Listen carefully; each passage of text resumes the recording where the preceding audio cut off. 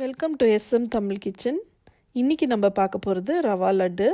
இதுக்கு தேவையான பொருட்களை நம்ம பார்க்கலாம்.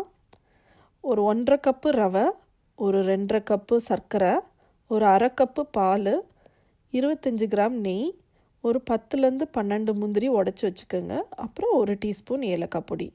ஸோ இப்போ இதை எப்படி செய்யலான்னு பார்க்கலாம்.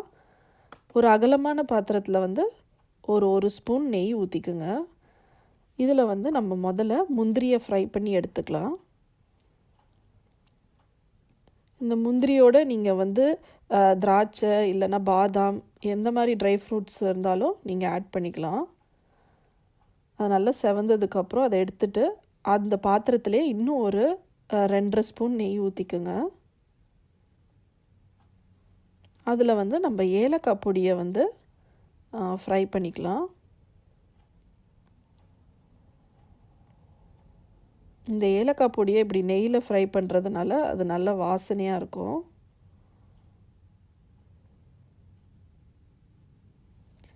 இப்போ அதில் 1.5 கப்பு ரவையை நம்ம ஃப்ரை பண்ணி எடுத்துக்கலாம். ரவையை நீங்கள் கிளறி விட்டுட்டே இருக்கணும், இல்லைன்னா அடி பிடிச்சிரும், இல்லைன்னா கலர் செவந்து போயிடும். அதனால் இந்த மாதிரி கிளறி விட்டுட்டே இருங்க. ஒரு ஸ்டேஜில் அந்த ரவையோட வாசனை உங்களுக்கு வரும். அப்போ நீங்கள் இதில் சர்க்கரை ஆட் பண்ணிக்கலாம். நீங்கள் சர்க்கரையை மிக்சியில் ஒரு சுற்றி அதை ரெடி பண்ணி வச்சுக்கோங்க.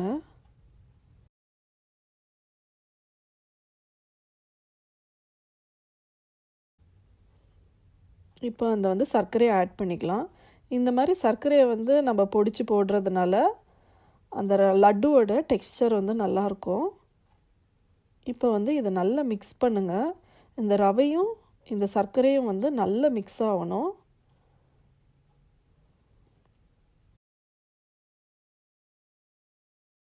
ஸோ இப்போ பார்த்திங்கன்னா எல்லாம் ஓரளவுக்கு நல்லா மிக்ஸ் ஆகிடுச்சு.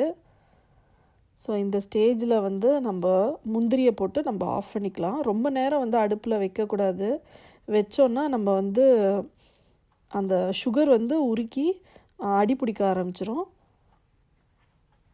ஸோ அது மிக்ஸ் ஆன உடனே நீங்கள் அதில் முந்திரியை ஆட் பண்ணி நீங்கள் ஆஃப் பண்ணிக்கலாம்.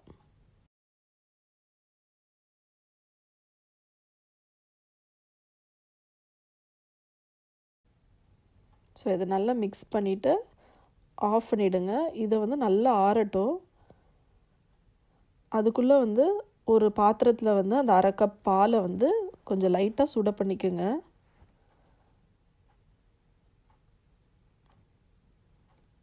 ஸோ இப்போ அந்த பாலை கொஞ்சம் கொஞ்சமாக நம்ம ஆட் பண்ணி லட்டு பிடிச்சிக்கலாம். நீங்கள் இந்த ரவா மிக்சரை ஒரு பெரிய பிளேட்லேயோ இல்லை பெரிய பாத்திரத்துலேயோ அகலமான பாத்திரத்துலேயோ ட்ரான்ஸ்ஃபர் பண்ணிக்கோங்க. அப்போ தான் அந்த லட்டு பிடிக்கிறதுக்கு உங்களுக்கு வசதியாக இருக்கும். ஸோ இந்த மாதிரி கொஞ்சம் கொஞ்சமாக பால் நீங்கள் ஆட் பண்ணணும். ஒரு சைடாக ஆட் பண்ணிக்கோங்க. நிறைய ஊற்றிட்டிங்கன்னா உங்களுக்கு லட்டு பிடிக்க முடியாது.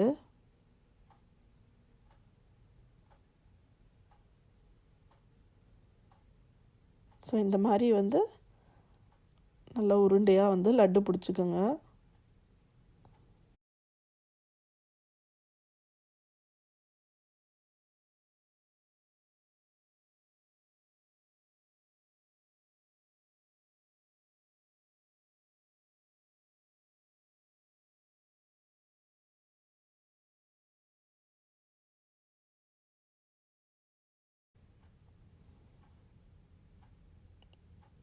உங்களுக்கு அந்த மாவு கொஞ்சம் ட்ரை ஆயிடுச்சுன்னா இன்னும் கொஞ்சம் பால் ஆட் பண்ணி நீங்கள் லட்டு பிடிக்கலாம்.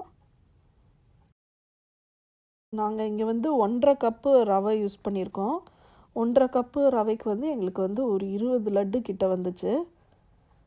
ஸோ உங்களுக்கு எவ்வளோ லட்டு தேவையோ அதுக்கேற்ற மாதிரி நீங்கள் மெஷர்மெண்ட்ஸ் மாற்றிக்குங்க. ஸோ இந்த மாதிரி கொஞ்சம் கொஞ்சமாக பால் ஊற்றி நீங்கள் லட்டு பிடிச்சிக்கலாம். இப்போ லட்டு ரெடி ஆயிடுச்சு. இதை நீங்கள் ட்ரை பண்ணி பாருங்கள். உங்கள் கமெண்ட்ஸை கீழே சொல்லுங்கள். உங்களுக்கு இந்த வீடியோ பிடிச்சிருந்துச்சுன்னா லைக் பண்ணுங்கள், ஷேர் பண்ணுங்கள், சப்ஸ்கிரைப் பண்ணுங்கள். நன்றி, வணக்கம்.